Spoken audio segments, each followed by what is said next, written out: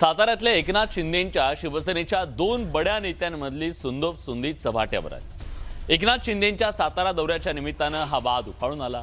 त्याला कारणीभूत ठरली आहे नुकतीच झालेली जिल्हा परिषदेची निवडणूक। या निवडणुकीत शिवसेनेचे नेते आमदार महेश शिंदेंनी मंत्री शंभूराज देसाईंना बाजूला सारून भाजपशी हातमिळवणी करत सत्ता स्थापन केली।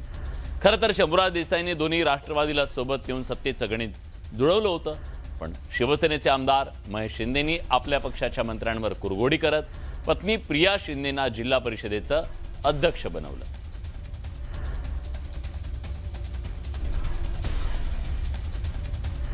आमच्या बाबतीत असं झालं की जिल्ह्यात ते राष्ट्रवादी बरोबर एकत्र होते, परंतु माझ्या इथं मात्र मी नेमकं भाजप बरोबर एकत्र होतो। त्यामुळे मला क्रमप्राप्तवे मी भाजप बरोबर गेलो। त्यामुळे एखाद्या वेळेला आमच्या सदस्यांना आणि आम्हाला जरा बाजूला ठेवलं असेल।